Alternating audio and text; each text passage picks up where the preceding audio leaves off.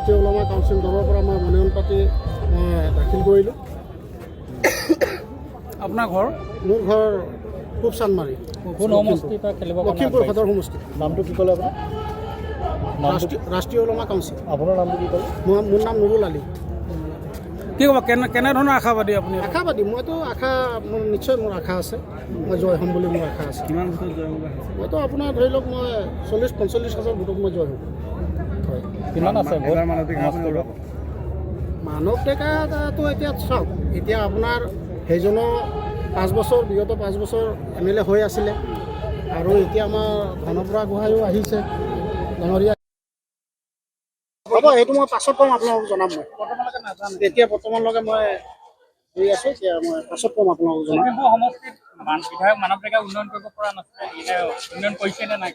যোনে আপোনালোকে ৰাইজে দেখিছে নহয়, কোনে কি কৰিছে ৰাইজে দেখিছে।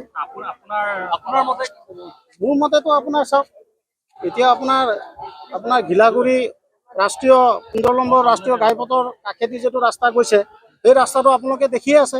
আপোনালোকে চাওক গৈ কিনে, এই ৰাস্তাটো আজিলৈকে কোনো মেৰামতি হোৱা নাই। লখিমপুৰ মানে আপোনাৰ টাউনৰ মজমজীয়া জেগা এইটো, এই ৰাস্তাটো হোৱা নাই, তামোলবাৰী ৰাস্তাটো হোৱা নাই। গতিকে তেনেকুৱা কাম বহুত আছে, আৰু সেইবিলাক কাম কৰিবলৈ আৰু কিছুমান জেগাত কাম কৰিবলগীয়া আছে। সেইখিনি আমি চাই আছোঁ, সেইখিনি আমি কৰিম বুলি আশা লৈ কিনে ওলাই আছোঁ।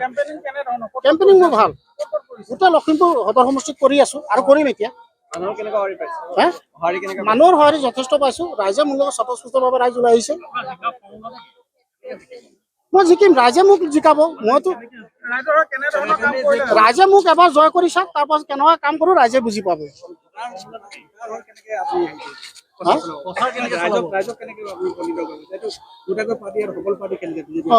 সেয়াই, যিবিলাক শক্তিশালী পাৰ্টি দুজন আছে যেতিয়া মাজত, মই সৰু পাৰ্টি হিচাপত মই লাহেকৈ সৰকি যাম।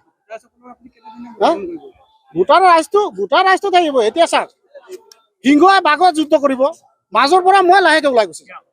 খেল হৈ গ'ল, মই গুচি যাম। সিহঁতে ফাইট কৰিব, মানে সিহঁতে ফাইট কৰিব, মই মাজৰ পৰা ওলাই যাম। নহয়, হেল নহয়, মই জিকাৰ পাছটো বাঘৰ নিচিনা হ'ম না। সেইটোৱেইটো। এতিয়া মই তাহাঁতৰ লগতো আমি ইমান ফেৰ মাৰিব নোৱাৰো নহয়, বুজিছে?